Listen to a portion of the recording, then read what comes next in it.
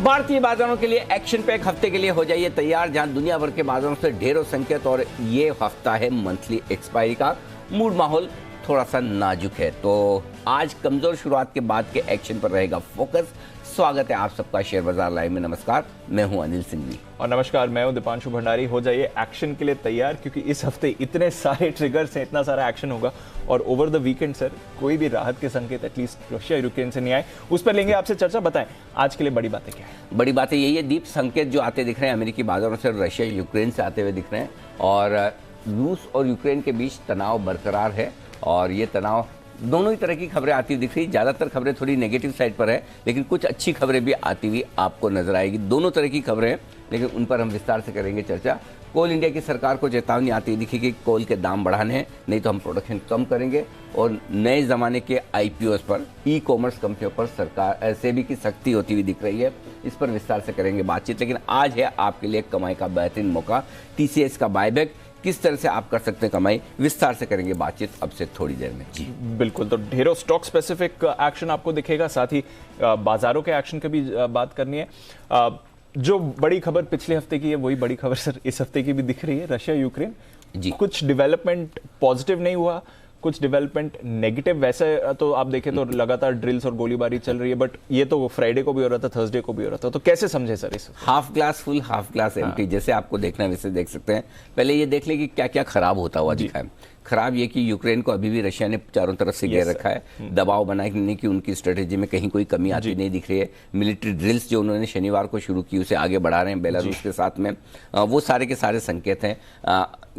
जो फ्रांस के राष्ट्रपति मैक्रोन के साथ जो उन्होंने बातचीत की है पुतिन साहब ने, उसमें भी कहीं किसी तरह की कोई ठोस बात निकल कर नहीं आई कि ये सॉल्यूशन है या हम ये करने जा रहे हैं। तो ये सारी चीज़ें ऐसी है जो आपके लिए नेगेटिव हैं। और कहीं कोई सीमा पर तनाव कम होने की खबरें नहीं है। छोटी मोटी गोलीबारी दोनों तरफ से होती हुई दिखी है। ये सब कुछ नेगेटिव हुआ है शुक्रवार 3:30 बजे के बाद से लेकर अब तक। अच्छा क्या हुआ है वो भी देख लेते हैं। अच्छा ये हुआ है, फ्रांस के राष्ट्रपति और रूस के राष्ट्रपति की बातचीत हुई है और वो बातचीत में इसका सॉल्यूशन ढूंढने की कोशिश कर रहे हैं। और फ्रांस के राष्ट्रपति कहीं न कहीं एक मध्यस्थता करने की कोशिश कर रहे हैं कि पुतिन और बाइडेन की एक बातचीत हो जाए। इस बात की पूरी संभावनाएं अब बनती हुई दिख रही है कि जो बाइडेन साहब और पुतिन साहब दोनों बातचीत करेंगे। उस बातचीत में क्या कुछ होता है वो आगे की बात होगी, लेकिन बातचीत होना ही अपने आप में एक पॉजिटिव बात है कि बातचीत होने की। अमेरिका की एक ही कंडीशन है, बातचीत करने के पहले आप यूक्रेन में घुसे ना, आक्रमण न करें, जो कि जाहिर सी बात है। आक्रमण करने के बाद क्या बात करना है? करना है तो पहले ही करना है। बिल्कुल करेक्ट। तो ये एक सिचुएशन है जो एक अच्छी पॉजिटिव आप मान सकते हैं। एक अच्छी पॉजिटिव बात ये मान सकते हैं कि फ्रांस जैसा मजबूत देश मध्यस्थता करने के लिए पूरे प्रयास कर रहा है। सो ये क्योंकि 2-3 देश ही हैं जो ऐसा काम कर सकते हैं। चीन कर सकता है, चीन पर अमेरिका को कभी भरोसा होगा नहीं। ब्रिटेन कर सकता है, ब्रिटेन साइड लाइन पर उन्हें करना नहीं है, या फिर ब्रिटेन के प्रधानमंत्री अपनी धुन में है, उनका कोई लेन देना नहीं कि भाई मेरा क्या लेना है देना। तो बचा एक मजबूत देश फ्रांस ही है जिस पर शायद रूस और अमेरिका दोनों भरोसा कर सके। और वो अब मध्यस्थता के लिए एक तरह से आते हुए दिख रहे हैं। तो वो दोनों भी आपस में बातचीत करेंगे और वो जो बाइडेन साहब के साथ बातचीत का भी रास्ता खोलेंगे। तो ये एक अच्छी डेवलपमेंट है जिस पर नजर रखनी। अगर कुछ अच्छा होगा तो इस खबर से होगा। अब खराब होना है तो किस खबर से हो सकता है वो भी देखना होगा। एक बड़ा डेवलपमेंट वीकेंड पर और हुआ है। चीन में जो विंटर ओलंपिक्स चल रहे थे, शीतकालीन ओलंपिक, वो खत्म हो चुके हैं। और बाजार में काफी लोग ये अंदाजा लगा रहे थे कि अगर रशिया की तरफ से अटैक होना है, कुछ आक्रमण होना है, बड़ी कार्रवाई होनी, तो वो चीन के इन ओलंपिक्स को खत्म होने के बाद होगी। इसकी मेजबानी चीन कर रहा था। तो अब ये इंटरेस्टिंग होगा देखना कि क्या वाकई में रशिया इसी का इंतजार कर रहा था, क्या इसके बाद युद्ध की संभावनाएं बढ़ जाती है। तो हमें 2 फैक्टर्स पर नजर रखनी है। खराब क्या हो सकता है, विंटर ओलंपिक के बाद रशिया का यूक्रेन पर आक्रमण। अच्छा क्या हो सकता है, बाइडेन साहब और पुतिन साहब की बातचीत और उसमें कोई सॉल्यूशन निकलने की संभावना। इसके बीच में क्या हो सकता है, कभी 2 स्टेटमेंट ऐसे, कभी 2 स्टेटमेंट वैसे, कभी 2-4 बार गोली इसने चलाई, कभी 2-4 बार उसने चलाई, जो हम पिछले वीकेंड पर। तो आपको इन 3 चीजों पर फोकस करना है। ये छोटी मोटी गोली चलाने की खबरें, यहाँ पर ये सैनिक आते हुए देखे, जाते हुए देखे, ये सब जो खबरें आएंगी ये निफ्टी को 50-75 पॉइंट ऊपर नीचे करेंगी। लेकिन बड़ा मुंह निफ्टी पर बाजार पर 2 ही कंडीशन में आएगा। या तो विंटर ओलंपिक खत्म होने के बाद आक्रमण हो जाए फुल फ्लेज कि हाँ हमने दाग दिए गोले वोले, ये वो फर्स्ट क्लास अंदर जाकर पूरा करके जो एक प्रॉपर तरीके तरीके का अटैक होता है वो कर दे, तो आपके लिए निफ्टी 500-700 पॉइंट जाएगा, और वहीं पर जब जाएगा वहीं पर अगले 1-2-3 में आपका बॉटम बन जाएगा, जहां भी बनना है, ठीक है।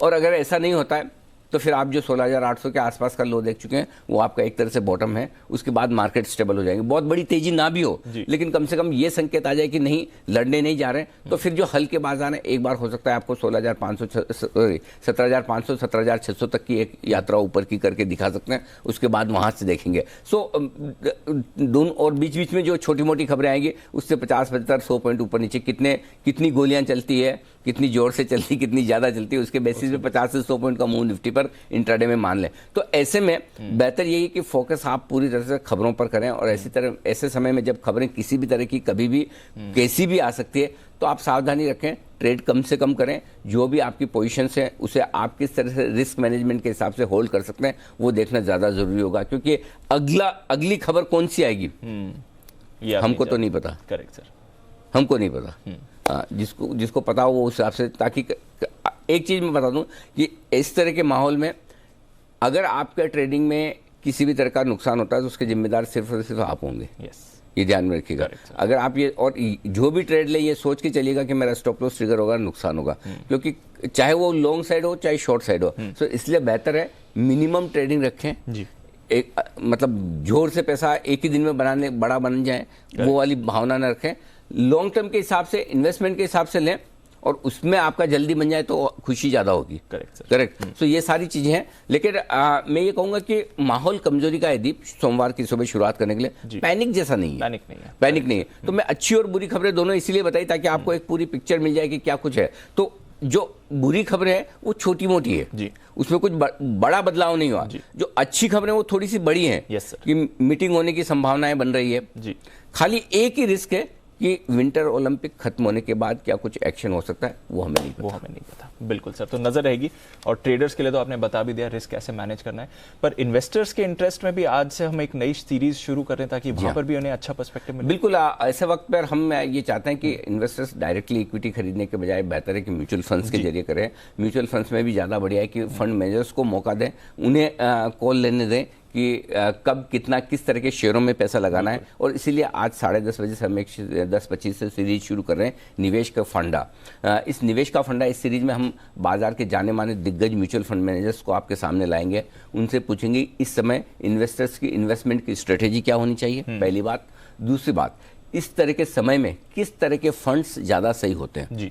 तो ये दो चीज़ें खास फोकस वाली हमारी रहेगी, और हर रोज़ हम आपको इस पर एक डीप इंसाइट देने की कोशिश करेंगे। देखिए, ट्रेडिंग वाली चीज़ें अपनी जगह हैं, कॉर्पोरेट से हम रोज़ बात करते हैं, न्यूज़ पर व्यूज़ में, बाजार पर, बजट पर भी हमने चर्चाएं की। तो हमेशा आपके लिए कुछ न कुछ एक इंटरेस्टिंग चीज़ ऐसी होनी चाहिए जो इस वक्त की ज़रूरत है। और इस वक्त हमें ऐसा लगता है कि इन्वेस्टर्स, चाहे वो म्यूचुअल फंड के पुराने हों जो पैसा लगा रहे हैं, जो SIP कर रहे हैं, या जो नया लगाना चाहते हैं, इस बाजार की गिरावट को मौके के तौर पर देख रहे हैं, उन सब के लिए ये विशेष सीरीज होगी, मिस मत कीजिएगा। और बाला साहब के साथ आज शुरुआत करेंगे। बिल्कुल सर, तो मजा आएगा।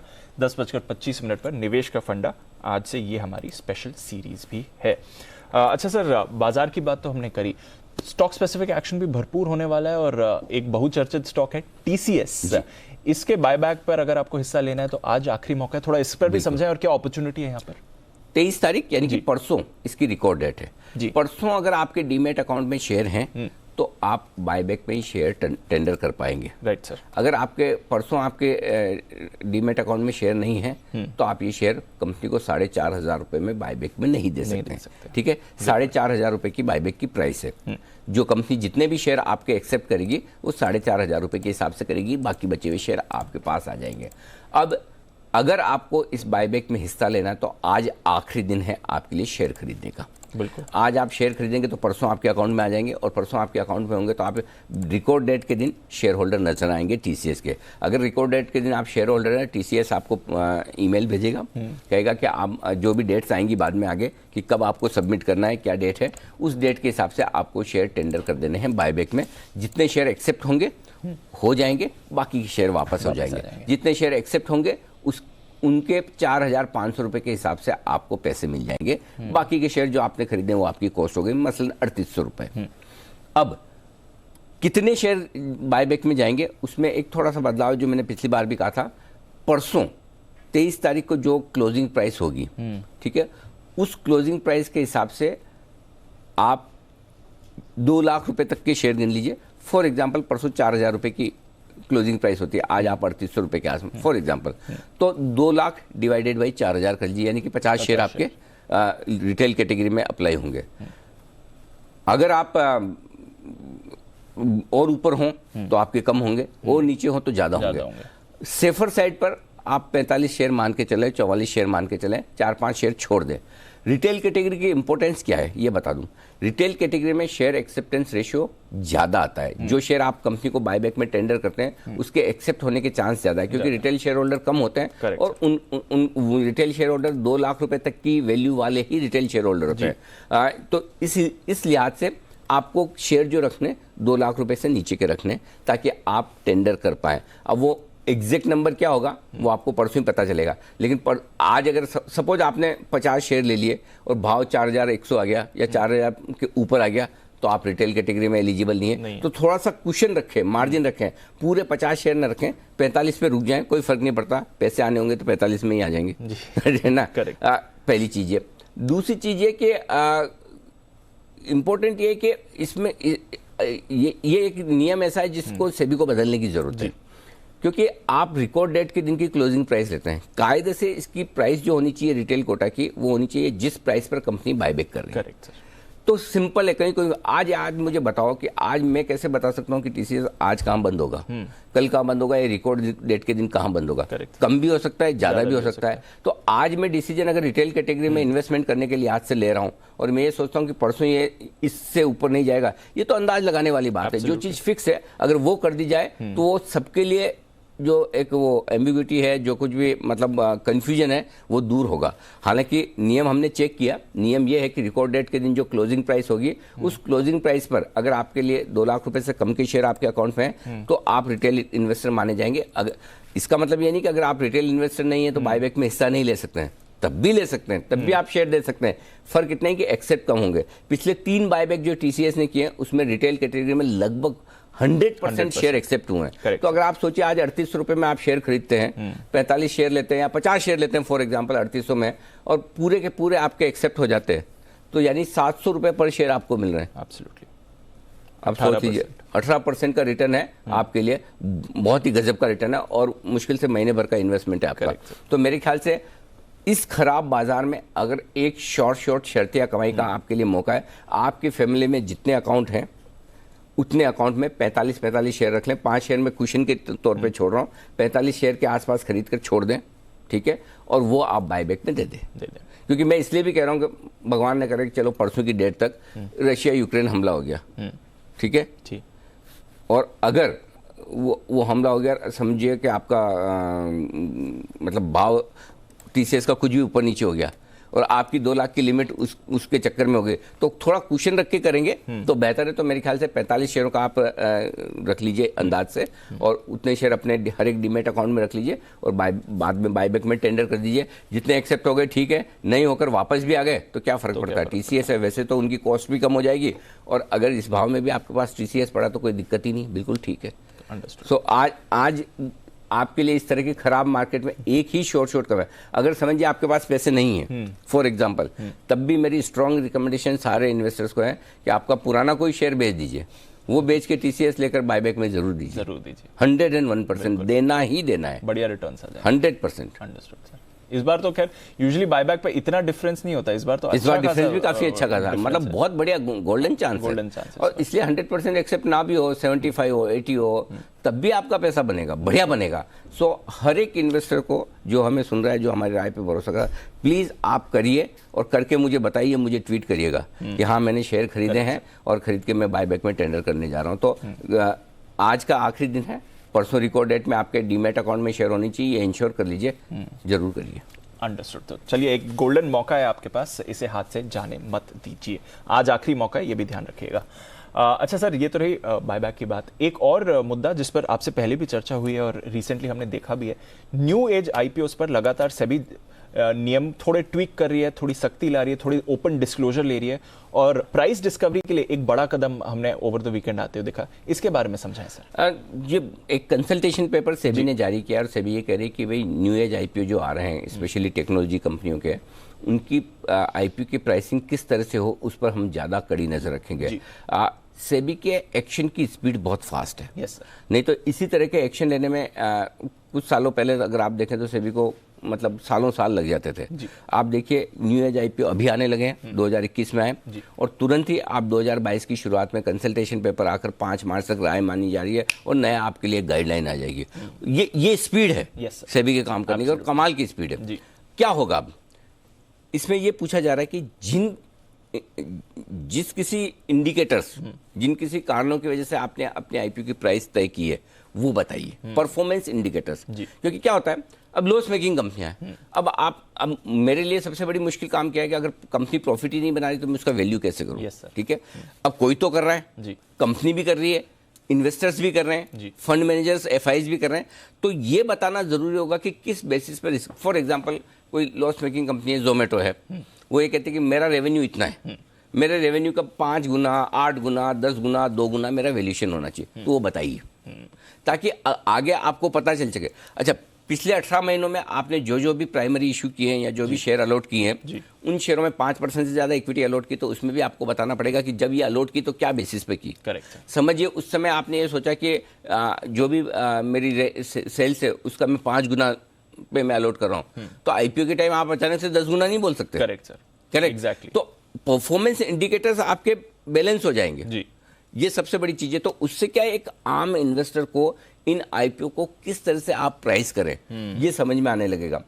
दूसरा ये कि कुछ और जो इनके परफॉर्मेंस जो फाइनेंशियल्स है पिछले 3 साल के वैसे तो दिए ही जाते हैं, बट उनको और ज़्यादा बारीकी से मांगा जाएगा और स्पेशली जो लॉस मेकिंग कंपनियां हैं उनके वैल्यूएशंस पर उनके परफॉर्मेंस इंडिकेटर्स पर और उनकी प्राइसिंग पर ज़्यादा कड़ी नज़र होगी। फ्री मार्केट है, सेबी ये कभी नहीं करेगी कि किस आईपीओ की क्या प्राइस होनी चाहिए, क्योंकि वो करें तो आप 40 साल पीछे चले जाते हैं। 50 साल सिक्योरिटीज कॉन्ट्रैक्ट रेगुलेशन एक्ट था, वहाँ चले जाते हैं। वहाँ सब कुछ मतलब सेबी डिसाइड करती थी, मतलब उस जमाने में ये एक्ट था। हाँ, प्राइसिंग भी कि आप किस प्राइस पे ला सकते हैं, किस पे नहीं ला सकते हैं। तो वो हम 40-50 साल पीछे नहीं जाना चाहते हैं, हम फॉरवर्ड देखना चाहते हैं। फॉरवर्ड देखने में हमें फ्री प्राइसिंग रखनी ही पड़ेगी, लेकिन उस फ्री प्राइसिंग को रखने के पीछे के जो मकसद है, फॉर्मूला है, थॉट प्रोसेस है, वो अगर के सामने आ जाए। अगर मैं आपको कहूं दीप कि भाई आपने सेल्स जितना किया उसका मैं 20 टाइम वैल्यूएशन करूंगा, आप भी बोले क्या सर ऐसा थोड़ी होता है,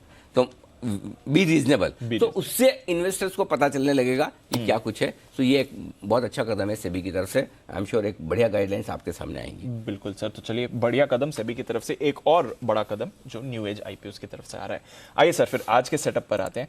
आज के संकेत क्या कह रहे हैं? ग्लोबल संकेत नेगेटिव साइड पर ही रखे हैं मैंने। एफआईज के संकेत भी नेगेटिव है, घरेलू फंड्स के संकेत पॉजिटिव साइड पर है दीप, और उसके बाद आपके लिए वायदा कारोबार के संकेत न्यूट्रल है, सेंटिमेंट थोड़ा सावधानी भरा है और ट्रेंड अभी भी न्यूट्रल। तो पॉजिटिव एक ही है डीआईज की तरफ से, न्यूट्रल आपके लिए 2 है, नेगेटिव 2 है, एक कोशिश।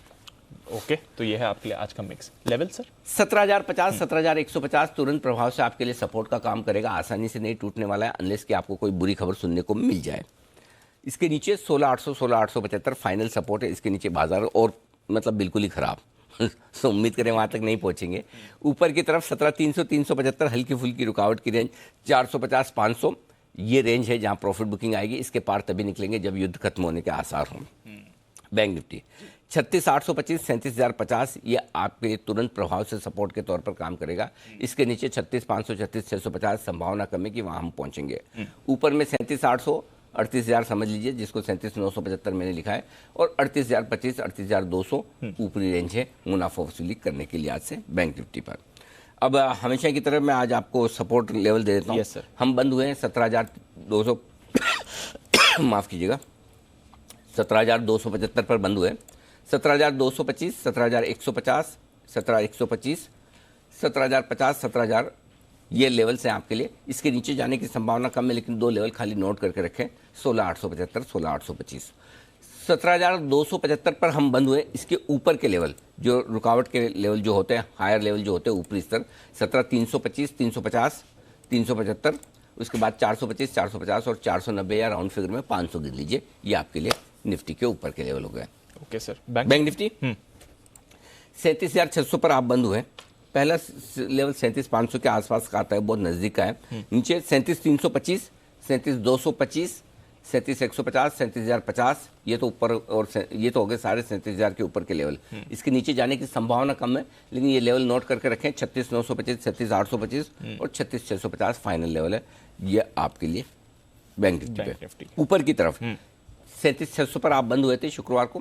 37,650 पहला है ऊपर का लेवल, फिर 750, 800, 37,975, 38,025, 38,200, 38,350, ये सारे लेवल्स ऊपर के।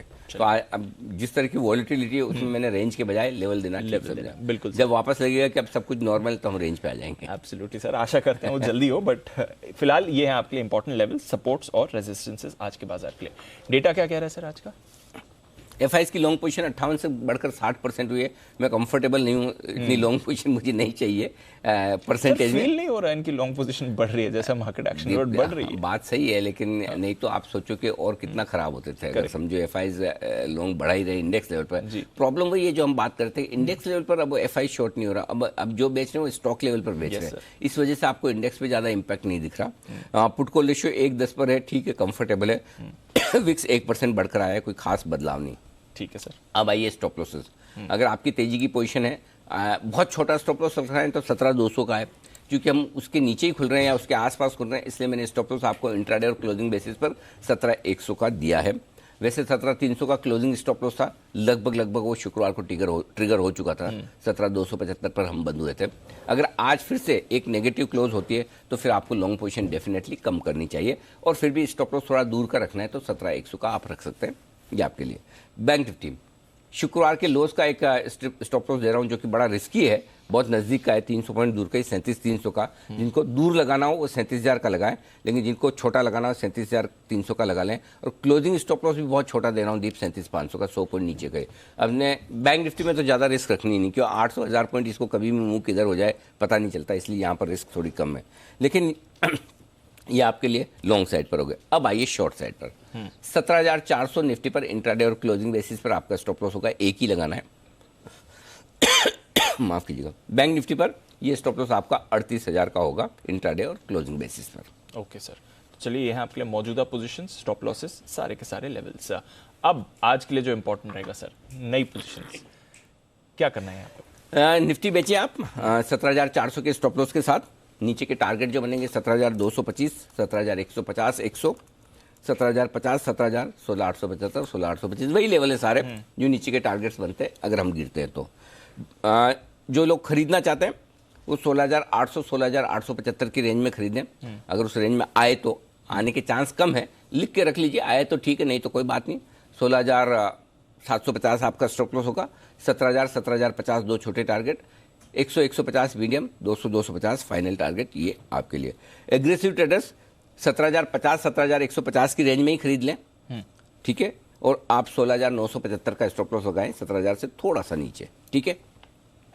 17,200, 225, 275 तीन छोटे टारगेट है, 300, 350 और 375 मीडियम टारगेट है, और 450, 490 फाइनल टारगेट है। तो दीप ये दोनों तरीके से आप ट्रेड कर सकते हैं बेसिकली।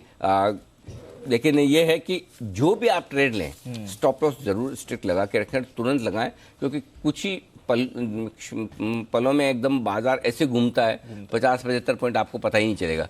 तो आपके टारगेट वाला जो आपको प्रॉफिट बुक करना वो भी डाल के रखें, बिल्कुल, स्टॉप लॉस भी डाल के रखें, ये ज्यादा ठीक हो। सुबह के स्तरों से भी हमने देखा एसजीएक्स निफ्टी करीब 50 अंक रिकवर हुआ है। आएगी तो इसलिए मैं सुबह भी मैं 7 बजे बोला इतना मुझे कोई खराब कपड़े लगे नहीं। और सी वो वही वाली बात है, आप कैसे देखते हैं। अगर आपको लगता है कि बातचीत हो रही है, सी इस प्रॉब्लम क्या है, प्रॉब्लम ग्लोबल मार्केट्स की तभी है जबकि बात ना हो। क्योंकि ये मामला दो ही तरीके से निपटेगा, या तो बम डाल के या बात करके। तो अगर फ्रांस के राष्ट्रपति और रूस के राष्ट्रपति बात कर रहे हैं, अमेरिका के राष्ट्रपति और रूस के राष्ट्रपति कर सकते हैं, तो यही तो चाहिए। बिल्कुल, इसलिए मैं नेगेटिव नहीं हूं। मैं इनकार नहीं कर रहा कि खराब नहीं हो सकता, होने में सब कुछ हो सकता है, कुछ भी हो सकता है जी, किसी भी तरफ। लेकिन जो दो सॉल्यूशन है इस मामले को पूरी तरह से खत्म होने के, उसमें से जो बेहतर सॉल्यूशन है उसकी तरफ भी तो हम बढ़ रहे हैं। और जब तक ये नहीं होगा तब तक तो हो गई होगा ना भाई। अब मैं जैसे वीकेंड पे क्रिकेट मैच खेल रहा था, अब कोई बॉल को लेकर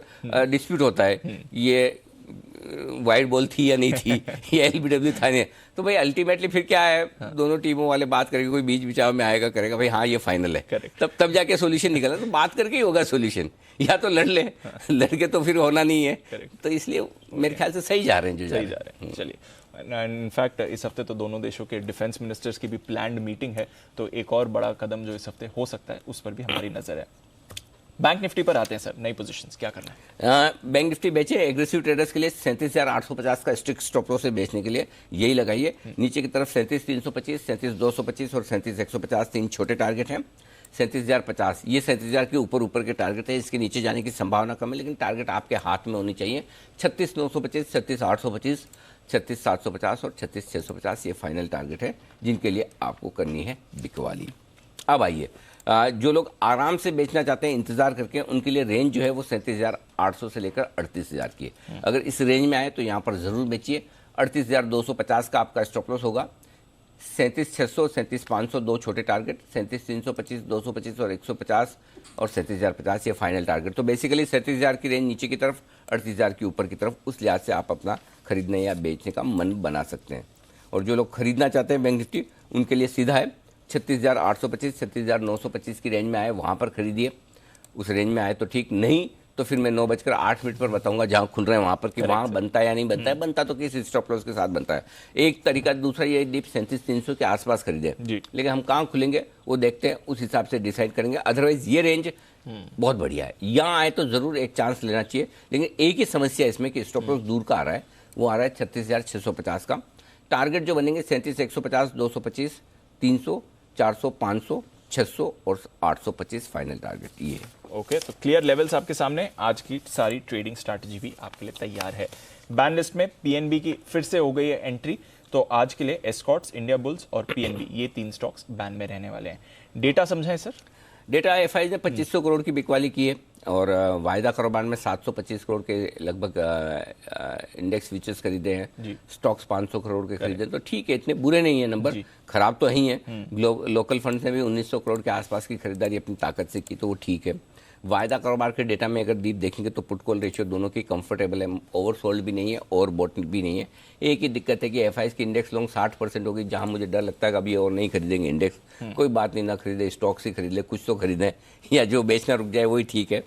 वायदा कारोबार के आंकड़ों में 17,300 मेक और ब्रेक है। 17,300 के पुट पर 34 लाख शेयर है और कॉल्स में 31 लाख शेयर है। उसके थोड़ा सा नीचे आप बंद हुए हैं, ये सबसे बड़ा लेवल है एक बार डिसाइड करने के लिए। आज से 17,300 के ऊपर हैं तो थोड़े बेहतर हैं, 17,300 के नीचे हैं तो खराब है।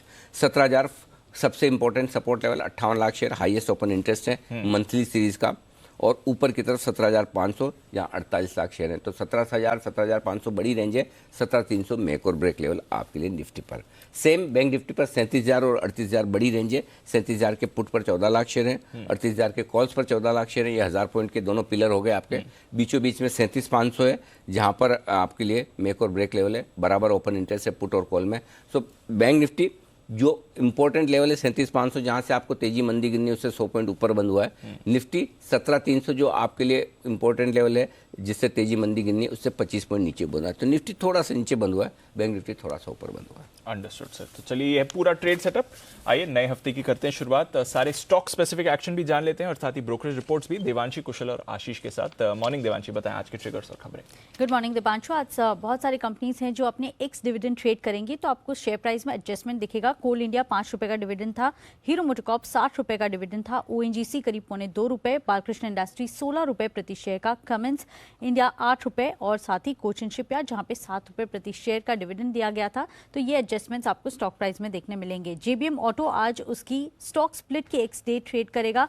5 रुपए का शेयर था, वहां से उसकी फेस वैल्यू घटकर 2 रुपए हो चुकी है। तो जो ओवरऑल जो शेयर प्राइस है उस पर भी आपको ये एडजस्टमेंट देखने मिलेगा। इंटरग्लोब एविएशन पर आपको आज नजर रखनी होगी, जहां पे मिस्टर राकेश गंगवाल ने नॉन एग्जीक्यूटिव इंडिपेंडेंट डायरेक्टर के पद से इस्तीफा दे दिया है। धीरे धीरे आने वाले 5 5 साल में अपनी जो हिस्सेदारी है वो कम कर देंगे। उनकी जो मौजूदा हिस्सेदारी है वो 14.65% तक की है। हैट्सन एग्रो प्रोडक्ट्स, कई सारे अपडेट्स कंपनी ने दिए हैं। सबसे पहला अपडेट यही है कि कंपनी अपने रेडी टू ईट कारोबार को इमीडिएट इफेक्ट से बंद करेगी। हालांकि उनके रेवेन्यूज पर बहुत ज़्यादा इम्पैक्ट नहीं आएगा क्योंकि ज़्यादा कंट्रीब्यूशन नहीं था उनके टोटल टर्नओवर में। इसके साथ ही कंपनी अपने सोलर एनर्जी या कैप्टिव प्रोडक्शन के लिए सोलर एनर्जी का इन्वेस्टमेंट करेगी। एफपी सिग्निस प्राइवेट लिमिटेड होबान एनर्जी में 26% तक के निवेश करने के लिए बोर्ड से मंजूरी मिल चुकी है। करीब 3 करोड़ का ये इन्वेस्टमेंट होता हुआ दिखेगा। इसके साथ ही कंपनी कैपेसिटी एक्सपेंशन कर रही है। जो उनके कैटल फील्ड प्लांट है वहाँ पे 3000 टन्स पर मंथ का जो कैपेसिटी एक्सपेंशन है वो करने की कंपनी की योजना है और वहाँ पे ट्रायल्स जो प्रोडक्शन है वो ऑलरेडी शुरू हो चुके हैं। साथ ही कंपनी ने ये भी कहा है कि एक गांव है वहाँ पे कंपनी ने ज़मीन खरीदी है, वहाँ पे भी अपना जो विस्तार है, क्षमता विस्तार है, वो करने की योजना कंपनी की तरफ से आती हुई दिखी है। इसके साथ ही हिंदुजा ग्लोबल सोल्यूशन एक इंपॉर्टेंट खबर आती हुई दिख रही है कंपनी के लिए। यूके हेल्थ सिक्योरिटी से कंपनी की जो सब्सिडरी है, यूके सब्सिडरी, उनको 2100 करोड़ का एक बड़ा ऑर्डर मिला है। 2 साल के लिए ये कॉन्ट्रैक्ट होगा, इस पर नजर रखें। और कल्पतरू पावर जेएमसी प्रोजेक्ट्स के लिए भी अपडेट आया है, जहां पे कल्पतरू पावर ट्रांसमिशन और जेएमसी प्रोजेक्ट्स इन दोनों का विलय को मंजूरी मिल चुकी है। शेयर स्वैप रेशियो से ये विलय होगा। जेएमसी प्रोजेक्ट्स के हर 4 शेयर्स के बदले में कल्पतरू ट्रांसमिशन का 1 शेयर मिलता हुआ दिखेगा। तो ये जो रेशियो है ये फिलहाल बाहर निकल के आ रहा है। ओके, तो ये है आपके लिए कई सारी इंपॉर्टेंट खबरें, कुछ रिस्ट्रक्चरिंग की भी खबरें हैं जहां पर आपको रखनी है नजर। कुशल, मॉर्निंग बताएं कौन सी खबरें आपके पास? मॉर्निंग दीपांशु, सबसे पहले स्कॉच पर फोकस रखिए क्योंकि यहाँ पर कंपनी ने कुबोटा कॉर्पोरेशन को करीब 93.5 लाख शेयर जो है अलॉट कर दिए हैं 2000 रुपये प्रति शेयर के भाव पर, जो पहले से प्री डिसाइडेड था। और यहाँ पर अब कुबोटा जो है ये प्रोमोटर कैटेगरी में क्लासिफाई किया जाएगा। साथ ही इक्विटा स्मॉल फाइनेंस बैंक, यहाँ पर बोर्ड ने QIP का जो इशू प्राइस है उसको तय कर लिया है। 53.59 पर शेयर इसका प्राइस, जो इशू प्राइस है वो तय किया गया है और फ्लोर प्राइस 56.4 पर रखा गया था पहले। साथ ही फेडरल बैंक, यहाँ पर फेड बैंक फाइनेंशियल सर्विसेज ने 19 फरवरी को सेबी के साथ अपना प्रस्तावित IPO के लिए DRHP फाइल कर दिया है और यहाँ पर फेड फीना द्वारा करीब 900 करोड़ रुपए तक के इक्विटी शेयरों का फ्रेश इशू होगा और फेडरल बैंक करीब 1.64 करोड़ इक्विटी शेयर और साथ ही ट्रू नॉर्थ लगभग 2.92 करोड़ शेयर बिक्री का प्रस्ताव रखेंगे। और मैं आपकी जानकारी के लिए बता दूं कि फेडरल बैंक जो है इस कंपनी में करीबन 73% हिस्सेदारी होल्ड करता है। कैडिला हेल्थकेयर, यहाँ पर बोर्ड ने कंपनी का नाम कैडिला हेल्थकेयर लिमिटेड से बदलकर अब जाइडस लाइफ साइंस लिमिटेड करने के लिए बोर्ड से मंजूरी मिल गई है। साथ ही यहाँ पर डॉक्टर शर्विन P पटेल को अगले 5 सालों के लिए MD के पद पर पुनर्नियुक्त करने का अप्रूवल भी ये मिलता हुआ नजर आ रहा है। साथ ही मंगलम ऑर्गेनिक्स भी फोकस में रहेगा क्योंकि यहाँ पर कंपनी ने रिटेल पूजा स्टोर्स खोलने के लिए होली ओन्ड सब्सिडियरी को इनकॉर्पोरेट किया है, मंगलम पूजा स्टोर्स प्राइवेट लिमिटेड। और साथ ही कंपनी को wholly owned subsidiary Campure private limited का नाम बदलकर मंगलम ब्रांड्स प्राइवेट लिमिटेड करने का बोर्ड से मंजूरी मिले है। साथ ही प्रमोटर एक्शन है जिसमें टेक महिंद्रा, यहाँ पर प्रमोटर ने 18 फरवरी को करीब 0.36% हिस्सेदारी बेची है। और अंत में एक फंड एक्शन है जहाँ पर पॉजिटिव फंड एक्शन है गोकुलदास एक्सपोर्ट्स के लिए। SBI म्यूचुअल फंड ने 17 फरवरी को 0.18% हिस्सेदारी खरीदी है और अब इनकी हिस्सेदारी कुल मिलाकर 9.54% हो गई है। ओके, तो ये है आपके लिए सारी की सारी खबरें, फंड एक्शन, प्रमोटर एक्शन भी। ब्रोकरेजेस क्या कह रही हैं आज सुबह, इस पर भी डालते हैं नजर FIR में।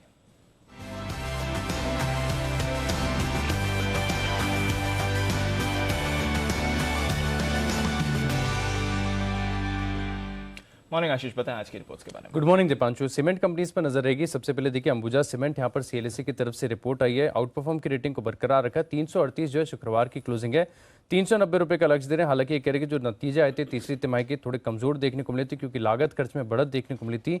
सिटी ने तो डाउनग्रेड कर दिया, अब न्यूट्रल की राय दे रहे हैं। लक्ष्य भी घटाया, 435 से घटाकर 365 कर दिया। 338 क्लोजिंग है और ये मान रहे हैं कि वैल्यूएशन के लिहाज से देखें तो ACC ज्यादा वेल पोजिशन नजर आता है। जेफरीज देखे तो खरीदारी किराए को बरकरार रखे हुए, लेकिन लक्ष्य इन्होंने भी घटाया, 470 से घटाकर 425। इसके अलावा श्री सीमेंट पर नजर रखेगा कि नोमिरा की तरफ से रिपोर्ट आई है, न्यूट्रल की रेटिंग को बरकरार रखा है 26,500 रुपए के लक्ष्य के लिए।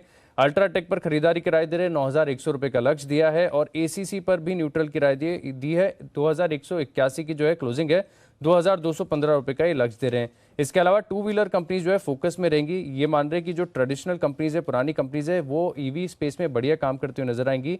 और अब फिलहाल देखें तो जो टू व्हीलर की डिमांड है बॉटम आउट हो चुके हैं, तो आगे ग्रोथ भी नजर आ रही है। बजाज ऑटो पर जेपी मॉर्गन जो है आउट परफॉर्म की रेटिंग को बरकरार रखे हुए हैं और जो लक्ष्य है वो 3,875 से बढ़ाकर 4,000 कर दिया है। हीरो मोटोकॉर्प पर आउट परफॉर्म की रेटिंग को बरकरार रखा है और लक्ष्य में मामूली बढ़ोतरी की है, 3,025 से बढ़ाकर 3,100।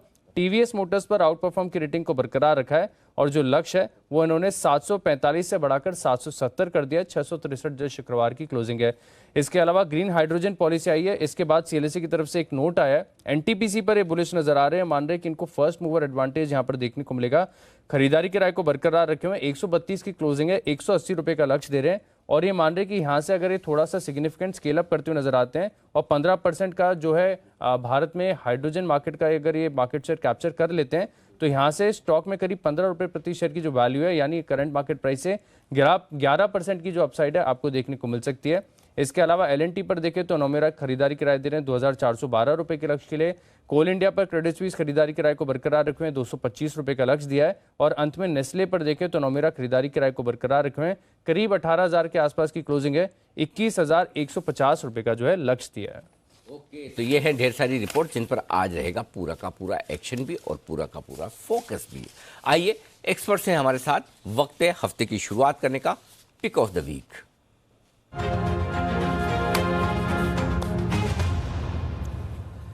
इससे पहले कि पिक ऑफ द वीक लूँ, मैं बता दूं हमारे दर्शकों को कि आज आपके लिए वरिंदर रिसर्च स्टॉक भी होगा, वीआरएस भी, थोड़ा सा समय से पहले 9:40 के आसपास, क्योंकि 9:45 पर भसीन साहब होंगे, 9:50 पर बग्गा साहब होंगे, 9:30 पर जैन साहब होंगे और बीच में इन सबके 9:40 पर वरिंदर बंसल होंगे। लेकिन वो बंसल साहब जब जुड़ेंगे तब जुड़ेंगे।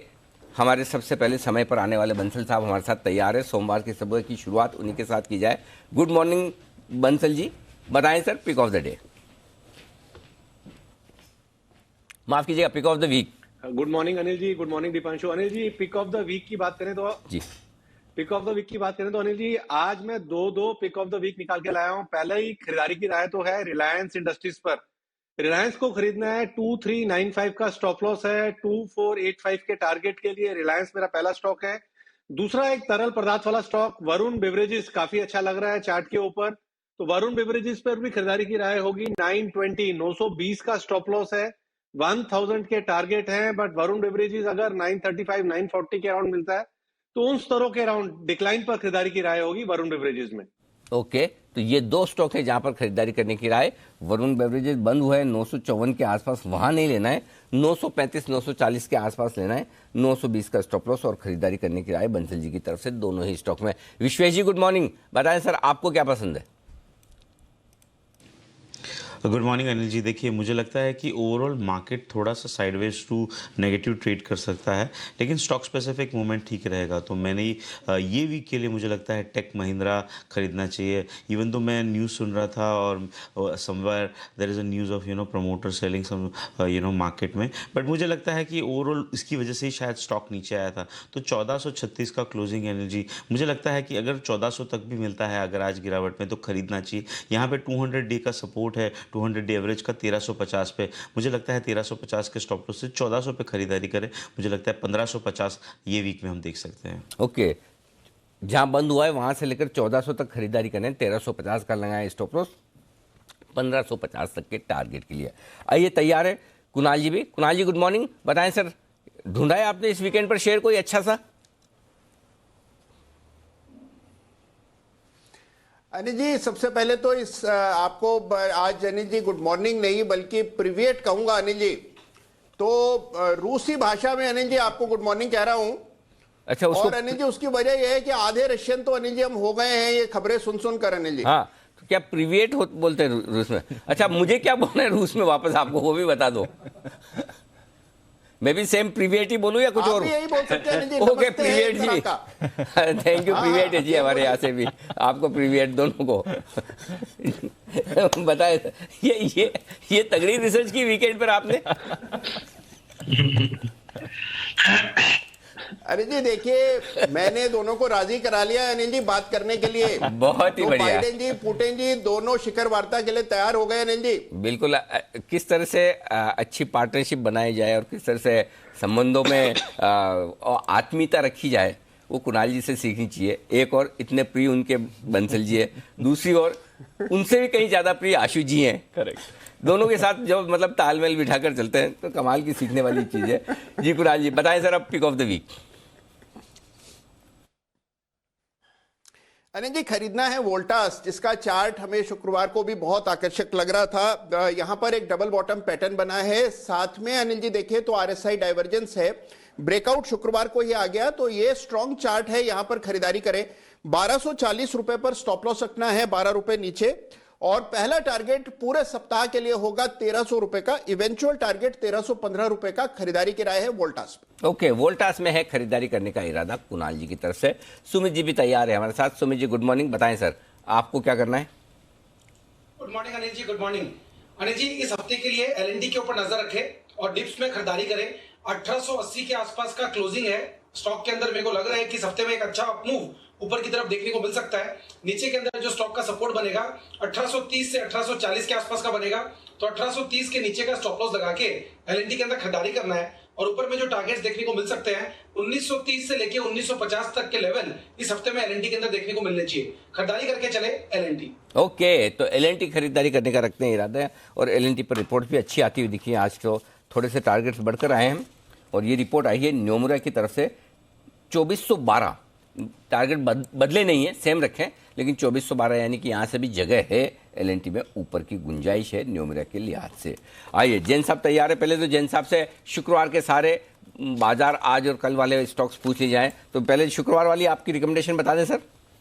यस बिल्कुल Anil ji, very good morning first of all. And Friday को जो मैंने स्टॉक दिया था, मैरी को दिया था इंट्राडे एफएनओ पिक के तौर पे, और पोजिशनल पिक के तौर पे देता Hindustan foods, and long term pick के तौर पे दिया था मैंने मंगलम सीमेंट। सीमेंट थोड़ा अंडर परफॉर्म कर रहा है और काफी करेक्ट हो चुका स्टॉक, तो मैंने सोचा कि ये स्टॉक अच्छा होगा वैल्यू पिक के हिसाब से।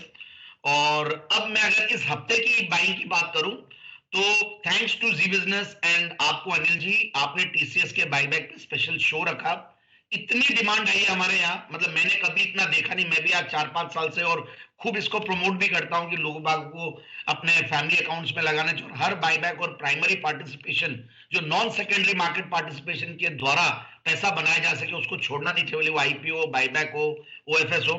टीसीएस के बाईबैक में रिकॉर्ड पार्टिसिपेशन है इस बार, तो हो सकता है कि 100% नहीं आए एक्सेप्टेंस, बट ये 60-70% भी आए तो बहुत बड़ा पैसा बनेगा। और आपको मैं सुबह सुन रहा था, इट्स अ फैंटास्टिक एडवाइस।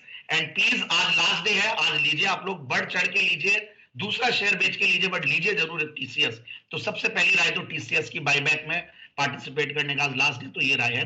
दूसरा मेरा थर्मैक्स, और तीसरा स्टॉक है मेरा HIL Hyderabad industries, and last but not the least HUL. मुझे ऐसा लगता है कि ये स्टॉक्स अच्छा कर रहे हैं, जो एफएमसीजी स्टॉक्स है, सेफर बेट्स है।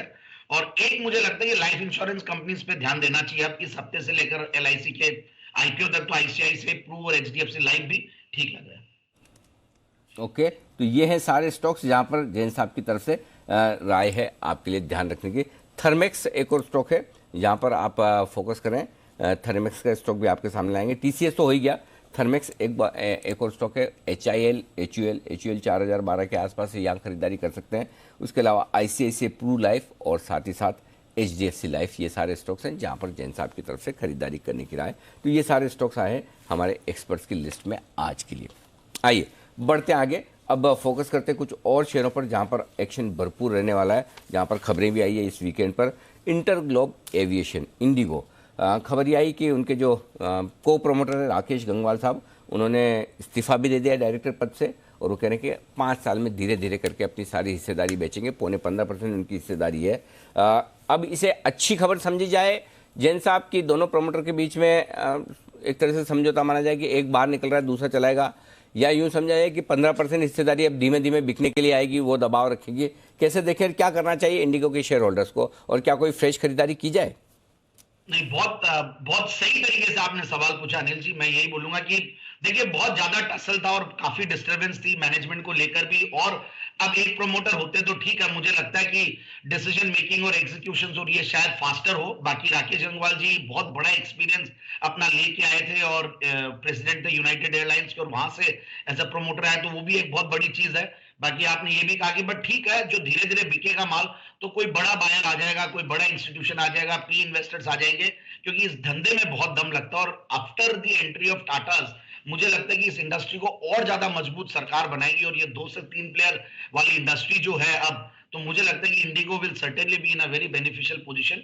और ये न्यूज पॉजिटिव नेगेटिव में दोनों मानूंगा, बट फिर भी लेना ही चाहिए। डिप्स पे खरीदारी करें Indigo for the longer run. Otherwise मैं थोड़ा सा एयरलाइन स्टॉक्स पे नेगेटिव रहता हूं, बट अब धीरे धीरे मेरी पॉजिटिविटी आने लगी है। But crude oil is a big overhang, तो क्रूड ऑयल नीचे आएगा तो ज्यादा खरीदने की कोशिश करें। So overall wait and watch थोड़ा सा रखें और क्रूड ऑयल के साथ इसको कोरिलेट करें। बट अभी भी अच्छा समय है, कोई बुराई नहीं है, जिनको लेना हो स्टैगर्ड वे में बाइंग करें। बिल्कुल, तो यह है आपके लिए इंटरग्लोब एविएशन पर। एक बार जरा चार्ट चेक भी ले लेते हैं, क्योंकि ये डेवलपमेंट काफी इंपॉर्टेंट है, तो स्टॉक एक्शन में भी रहेगा। विश्वेश जी, चार्ट्स पर इंटरग्लोब के लिए इंपॉर्टेंट लेवल्स क्या रहेंगे सर? 2100 के ऊपर है काउंटर। देखिए, एवर सिंस ये जो मैंने न्यूज़ सुनी शो पे, उसके बाद मैंने चार्ट को देखा, तो दीपांशु एक चीज़ समझनी होगी कि ये लास्ट ऑलमोस्ट सितंबर से, तो मतलब 3 महीने और लास्ट अभी के 2 महीने, 5 से 6 महीने में ब्रॉड रेंज में है। 2300 on the upper side and 1700-1800 on the lower side. मुझे लगता है जैसे जैन साहब ने कहा, I am also agreeing with that, over the lower end of the range which is 1860, वहाँ तक तो आ ही जाएगा विद दिस न्यूज़ फ्लो। लेकिन मुझे लगता है कि अगर 15% स्टेक जाता है, 81,000 करोड़ का मार्केट कैप है और प्रमोटर होल्डिंग अभी भी 74% है, तो कौन सा इंस्टीट्यूशन एंटर करता है वो मैटर करता है। मुझे लगता है कि ये स्टॉक को खरीदना चाहिए 1700-1800 की रेंज में। I think over a period of next 3 to 6 month शायद ये 2500-3000 की ओर जा सकता है, लेकिन you will get a definitely chance around 1700-1800। सो हरी नहीं करनी चाहिए, lower end of the range में मिलता है तो मीडियम टर्म के लिए बाय करना चाहिए। ओके, तो ये है आपके लिए इंटरग्लोब एविएशन, यहाँ पर आपको रखनी है नजर। लॉन्गर टर्म चार्ट अच्छे दिख रहे हैं। एस्कॉर्ट्स, ये भी एक और बहुचर्चित स्टॉक है और आज ये भी एक्शन में आपको बनते हुए दिखेगा, क्योंकि कुबोटा को जो शेयर जारी करने थे वो इन्होंने कर दिए हैं। 2000 पर शेयर के भाव पर किए गए हैं ये शेयर जारी। कुबोटा प्रमोटर कैटेगरी में भी आएगा, तो इंपॉर्टेंट डेवलपमेंट है। कुणाल जी, 1860 पर एस्कॉर्ट्स की हुई है क्लोजिंग। इंपॉर्टेंट लेवल्स बताएं सर, और बैन में भी है तो ट्रेड नहीं, बट लेवल्स के हिसाब से क्या इंपॉर्टेंट लेवल्स रहेंगे? देखिए दीपांशु, इन्हीं खबरों के चलते हम देख रहे हैं कि एस्कॉर्ट्स एक बहुत ही सीमित दायरे में कारोबार कर रहा है। जहां बाजार में इतना उठापटक है, हम देख रहे हैं सारे ऑटो स्टॉक्स में करेक्शन हुआ, उसका भी असर एस्कॉर्ट्स पर नहीं पड़ा। तो मुझे लगता है कि ये जो कंसोलिडेशन है ये कुछ समय और चलेगा। एक मजबूत सपोर्ट चार्ट पर दिखता है 1840, 1840 के आसपास। 1840 के नीचे एस्कॉर्ट्स गया तो फिर इसमें आपको गिरावट देखने को मिलेगी। अन्यथा मुझे लगता है कि 1840 से लेकर के 1880 के बैंड में ही एस्कॉर्ट समय बिताएगा। तो 1880 के ऊपर तेजी बनेगी और 1840 के नीचे इसमें आपको कमजोरी आते हुए दिखेगी। तो ये 2 स्तर है जिनको वॉच करना है। ओके, तो एस्कॉर्ट्स पर भी है हमारी नज़र। और सर, हमने भी इस पर कहानी करी थी, थोड़े डिलेज हुई थी परमिशन की, जिसकी वजह से इनका ओपन ऑफर भी डिले हुआ था। अब सारा एक्शन प्लेस में आते हुए दिख रहा है सर? बिल्कुल दीपा, अभी भी एक अप्रूवल है, लेकिन मुझे लगता है कि 1860 में इस तरह के बाजार में जिन स्टॉक्स में आपको डाउन साइड रिस्क कम हो जी और अपसाइड की गुंजाइश हो, वो स्टॉक आप ढूंढ रहे हो, तो उसमें एस्कॉर्ट्स 100% फिट है। 2000 रुपये में कंपनी बायबैक कर रही है और आपके बायबैक करने के बाद भी जो बचे हुए शेयर वापस आएंगे उसमें नुकसान नहीं होगा।